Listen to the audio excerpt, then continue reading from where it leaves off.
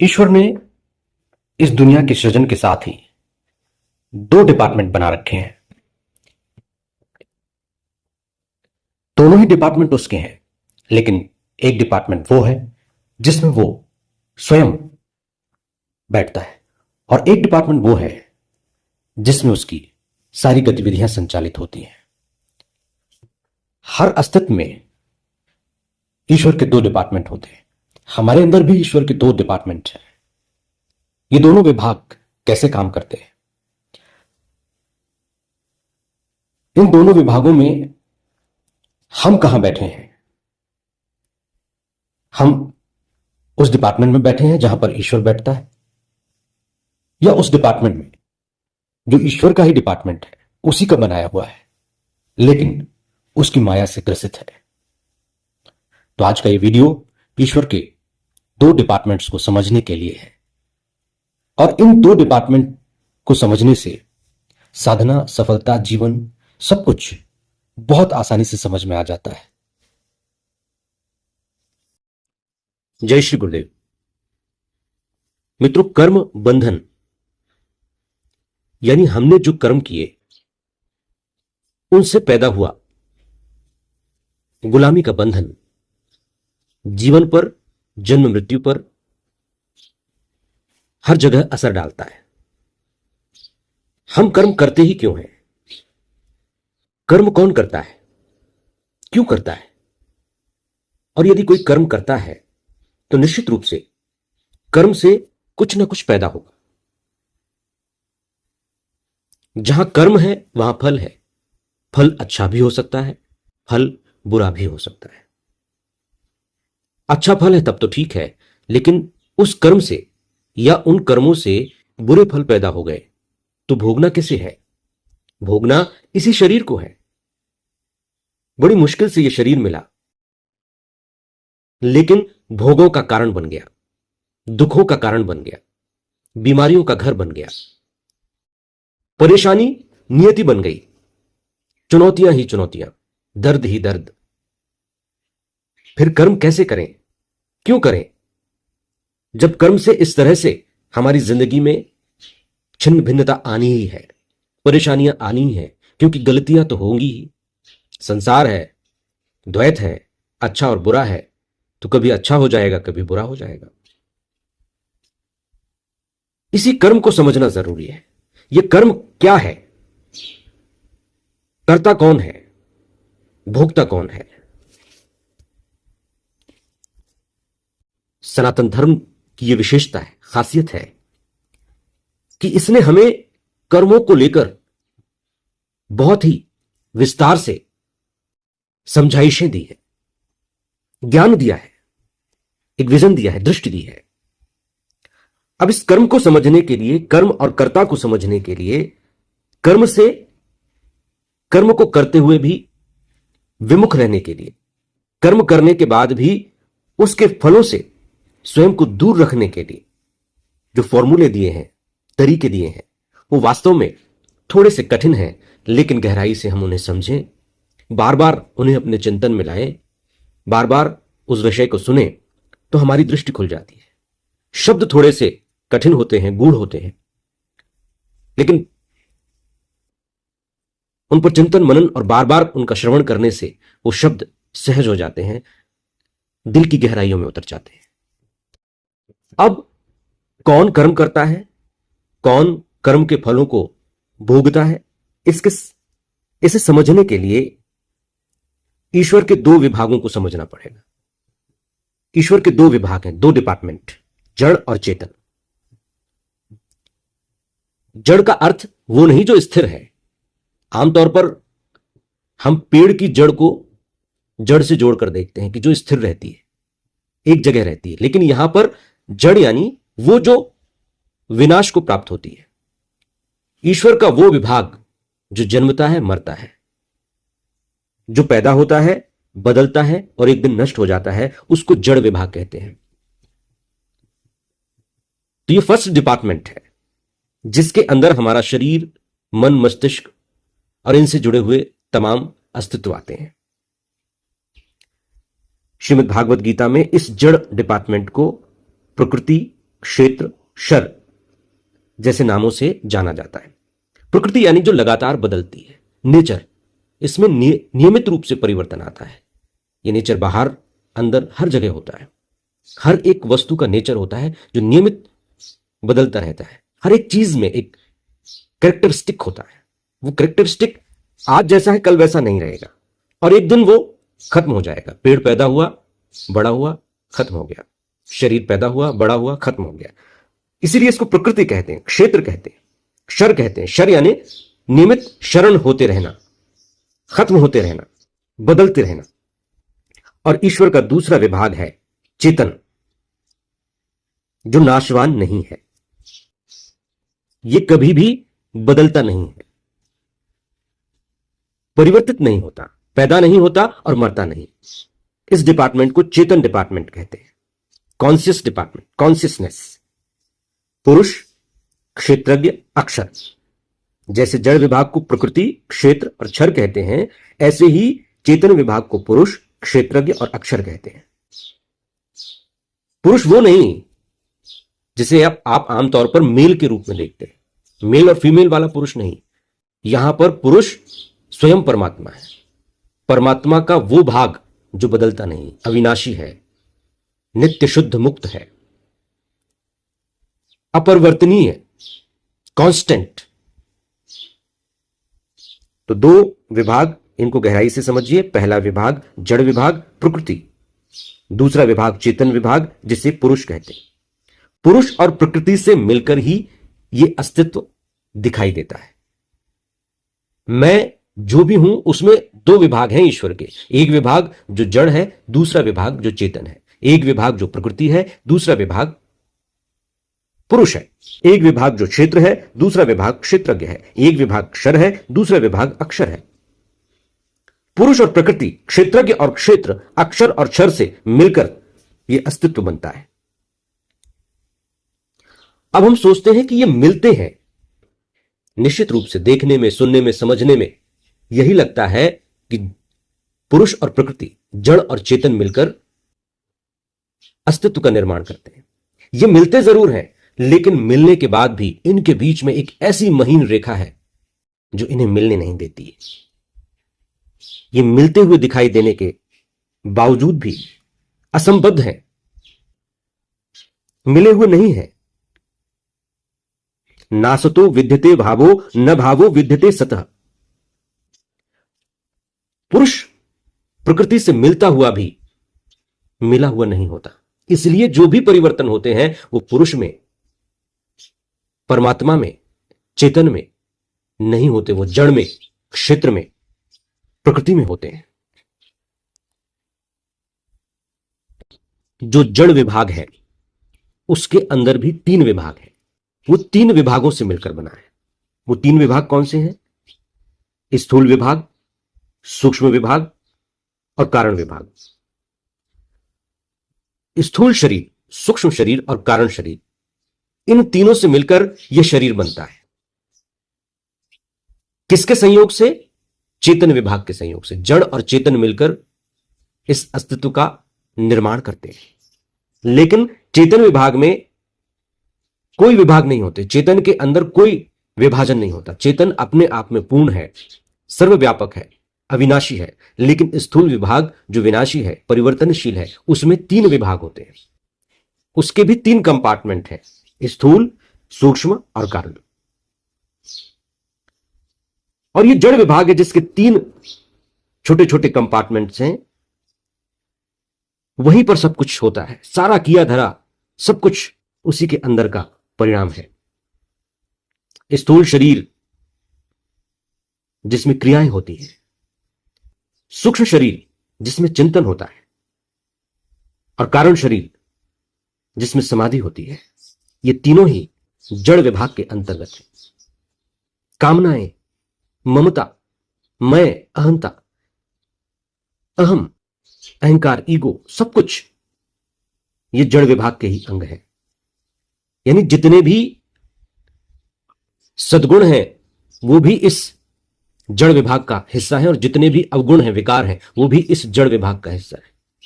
इस जड़ के तीन हिस्सों में ही ये सारे अच्छाइयां और बुराइयां मौजूद होती हैं।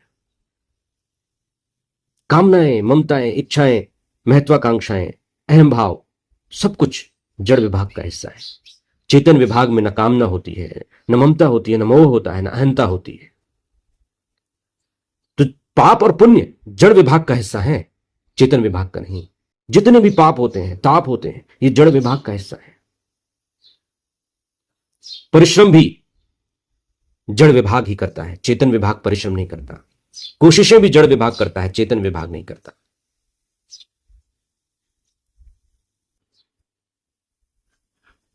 तो फिर चेतन विभाग में क्या है? जड़ विभाग में परिश्रम है, उसके फल हैं। तो चेतन विभाग में क्या है? चेतन विभाग में है भगवदाश्रय और विश्राम। अपने लिए कुछ न करना, भगवान का आश्रय और विश्राम, यह चेतन विभाग में है। जब हम जड़ और चेतन विभाग को अलग अलग जान लेते हैं, इसी को ज्ञान कहते हैं। जहां विभाजन की सीमा रेखा स्पष्ट हो जाती है कि यहां तक जड़ है और यहां के बाद चेतन है। संपूर्ण क्रियाओं से लेकर समाधि तक जड़ विभाग है, और फिर समाधि के बाद जो स्थिति शुरू होती है, वहां से चेतन विभाग शुरू होता है। क्षेत्र क्षेत्रज्ञ योरेव मंत्रम ज्ञान चक्षुषा। इस ज्ञान रूपी अग्नि से संपूर्ण पाप सर्वथा नष्ट हो जाते हैं।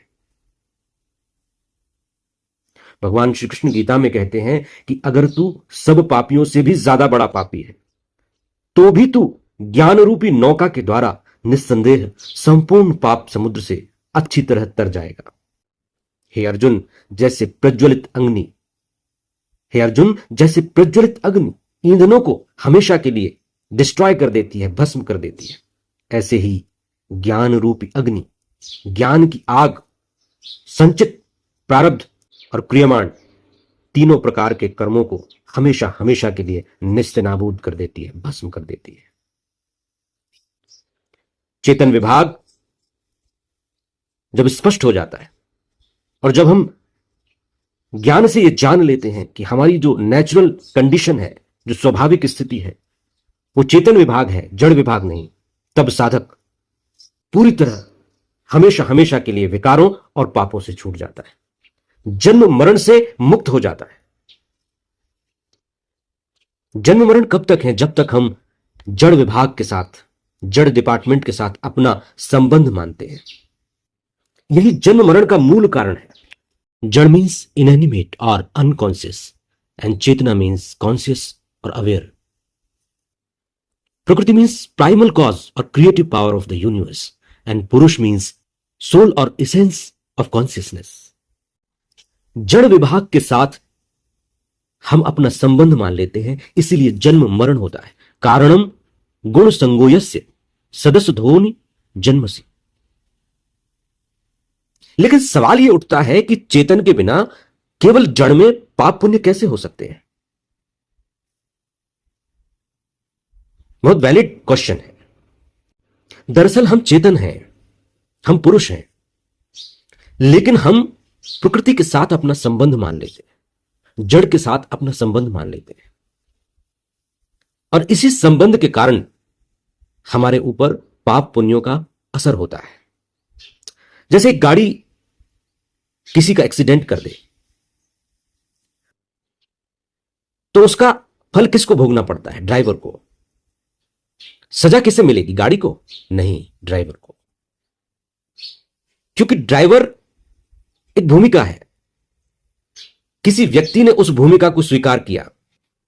उस भूमिका को स्वीकार करना, उस गाड़ी के साथ अपना संबंध मानना, तो गाड़ी के द्वारा जो एक्सीडेंट हुआ, जो पाप हुआ, उस पाप का फल, उस पाप का फल उस ड्राइवर को भोगना पड़ेगा।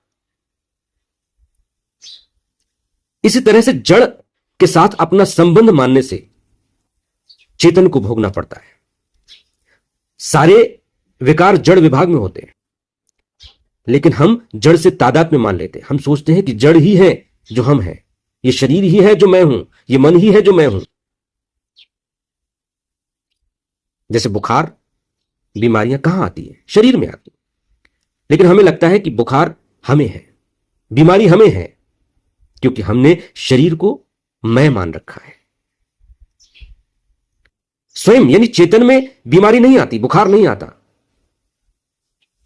जड़ में आता है, स्वयं में नहीं आता। स्वयं को मिले हुए व्हीकल में आता है, माध्यम में आता है।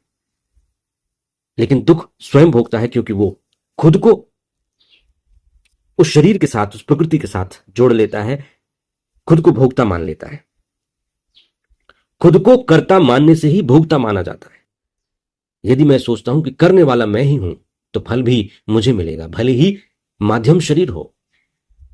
चाटा शरीर ने मारा, फल मुझे मिलेगा। मारा किसके जरिए? मन के जरिए। मरने प्रेरित किया, मन ने दुष्प्रेरित किया, मन ने ट्रिगर किया कि मार दो, तन ने मार दिया। फल किसको भोगना पड़ेगा? चेतन को, वास्तविक स्व को, क्योंकि उसने मान लिया है कि ये मन में हूं और ये शरीर में हूं। अहंकार विमूढ़ आत्मा कर्ता मिति मन्यते, इसी को अविवेक कहा गया है। सुख की चाह के कारण, फल की इच्छा के कारण हम अपने आप को कर्ता मान लेते हैं, करने वाले मान लेते हैं, और इसी कारण हमें कर्म फल का भोगता बनना पड़ता है, कर्म फल को भोगना पड़ता है। यदि हम अच्छे की चाह रखते हैं तो अच्छे का फल तो मिलेगा, लेकिन बुरा हो गया तो बुरे का फल भी हमें भोगना पड़ेगा। इसलिए अच्छे की चाह न रखी जाए, सुख की लोलुपता न रखी जाए, फल की इच्छा न रखी जाए, तो फिर भोगता बनने का सवाल ही नहीं। शुद्ध आत्मा कभी कर्ता नहीं होती। कर्म की सिद्धि में अधिष्ठान, कर्ता, करण, चेष्टा और दैव, ये 5 हेतु बताए गए हैं। तत्रैवं सति कर्तारमात्मानं केवलं तु यः पश्यत्य कृत बुद्धित्वानं स पश्यति दुर्मति। जो कर्मों के विषय में केवल आत्मा को कर्ता देखता है, वह दुष्ट बुद्धि वाला है, क्योंकि उसकी बुद्धि शुद्ध नहीं है, उसने विवेक को महत्व नहीं दिया। आत्मा कर्ता नहीं है।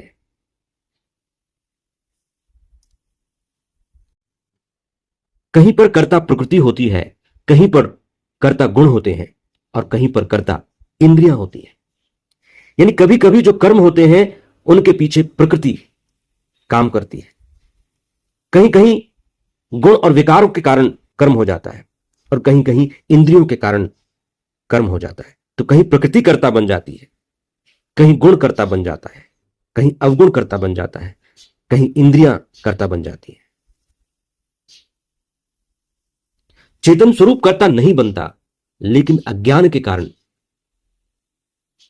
चेतन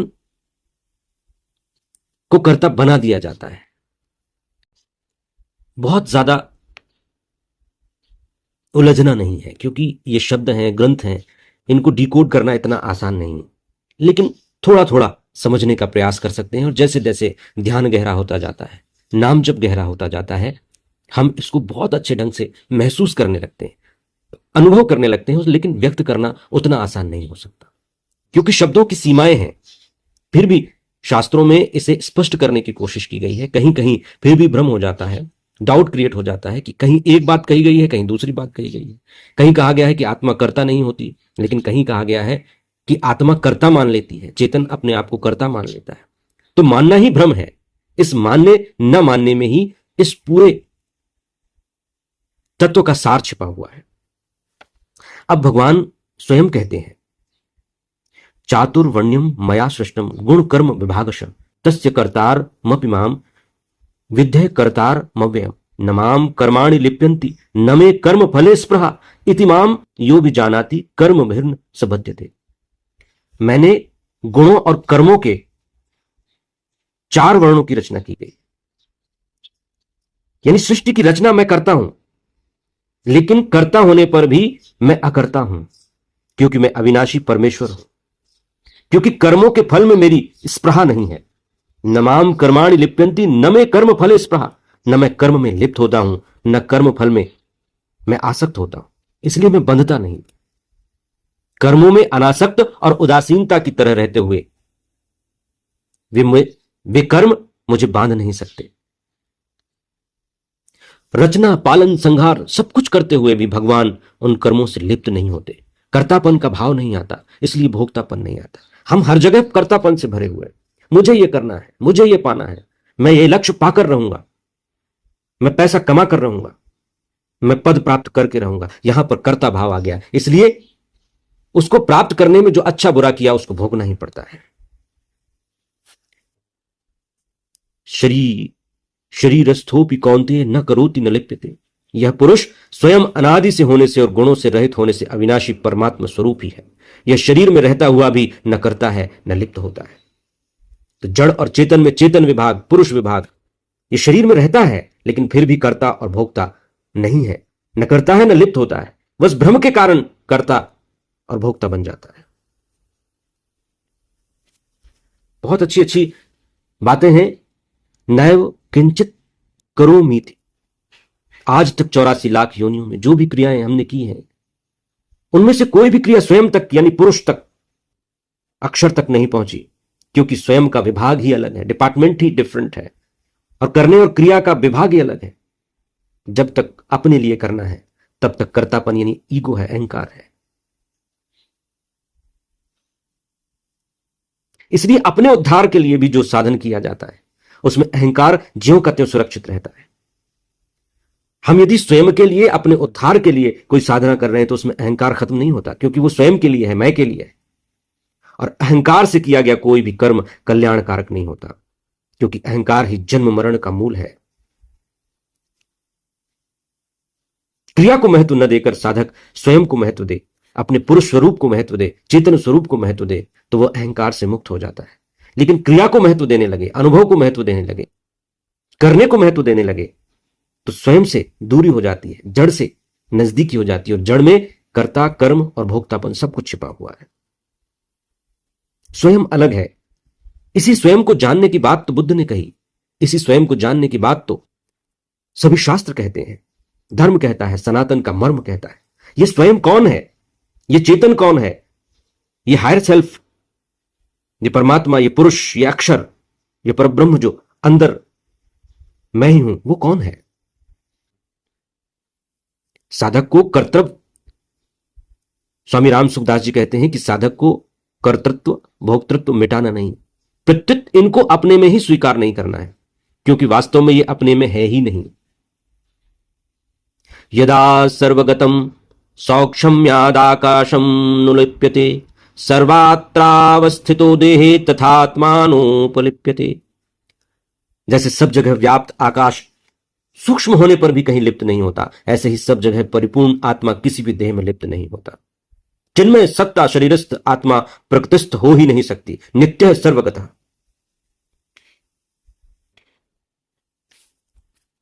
अब इस आत्मा के बारे में गीता में भगवान कहते हैं, यतः प्रकाश यत्येकः कृत्सन लोक मिमम रवि क्षेत्रम क्षेत्री तथा कृत्सम प्रकाशयन्ति भारत।